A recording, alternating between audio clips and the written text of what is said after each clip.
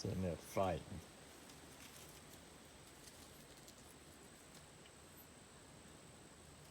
And another foe enters the ring.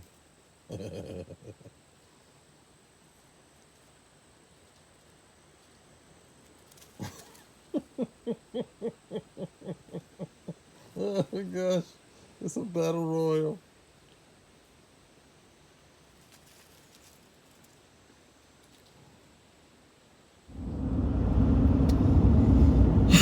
Okay, I can't remember whether or not I brought y'all along with me to this gin. This gin is one of these gins out here close to Atmore, Alabama. It's a little community called McCullough, and it's basically a peanut mill and a cotton gin, and that's it. And a church, there's a church down here too.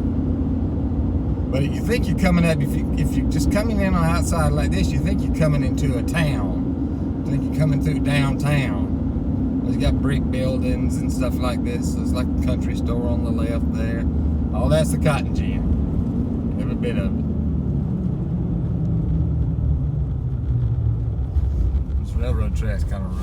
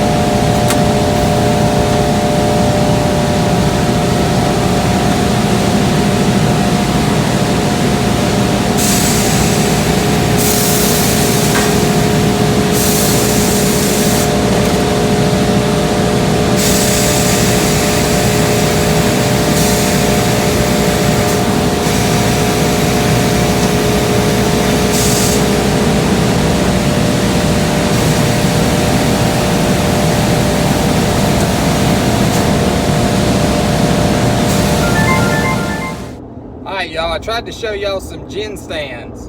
What those gin stands do is, see the cotton coming down? Well, it gets fed from an overhead, and it comes down, and it goes through the gin stands. And what that gin stand does, by the time the cotton gets there, it's just in little balls, like about the size of a Q-tip. I'm not Q-tip, but a regular sized cotton ball. And what it does is, but it's still got seed in it, so somehow or another you got to separate the seed from the cotton. And that's what those gin stands do. They take like a, they take the cotton and they run it through a saw. And what that saw does is it literally just pulls that cotton, that bulk of cotton off of that seed, and it drops the seed down into an auger and goes into a seed house, and then they load it up and sell it to whoever they want to sell it to.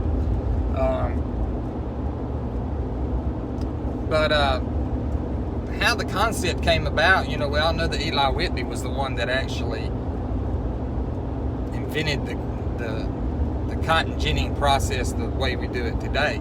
But where he got the idea from is he was watching a cat one day trying to get a feather through the fence, and he was trying to get it and had his claws out, and finally he was able to grab that feather with his claws and pull it through that fence, and when it did, it left some of the feather material behind.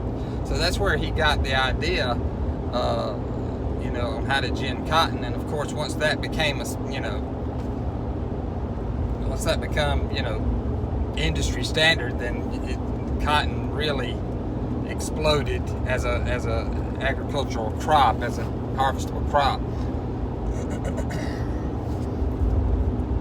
But what that thing does, and like I said, and after it separates it from the seed, it blows it over and it cleans it and takes out any more dirt or anything that any may be, and it'll take the loose little dust, little small staples of cotton and stuff like that. It'll blow it into a separate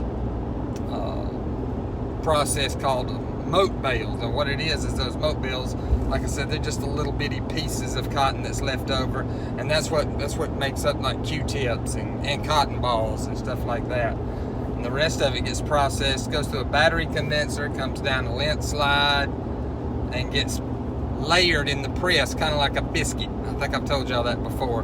You ever had a homemade biscuit before, and you kind of open it up and it's kind of layered in there? That's the way a bale of cotton is. So I mean, our company doesn't really deal much with the ginning side. We're mostly into packaging. We make, you know, the strapping equipment, the bagging equipment, the bags and ties, and stuff like that, plastic strapping. We do all that stuff. So that's why you see so many videos of that, because that's what we deal with, you know. But I try to get some gin work in too. So we got that. Showed y'all a little bit of that, and I got to be careful when I'm in there in some of them gins, because some of them gins don't like people taking videos or pictures or anything like that, you know. So I got to kind of gauge my customers. Some of them don't give a rat flip, but some of them kind of, you know, kind of paranoid about stuff like that. But anyway, it's no big deal. We are just coming into the big city of Opp, Alabama. Coming back from Atmore, my second home. Alright, that's all I got. Alright, coming back over here. This is where I just put the camera out. I didn't bait anything because it's overlooking this food plot right here.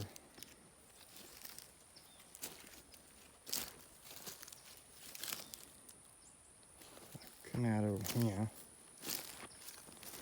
See if my camera's still working. There it is. It's still kind of warm, so you got to keep an eye out for snakes. That little tree right there in the middle right there. I spoke to a little black snake down here last time I was here.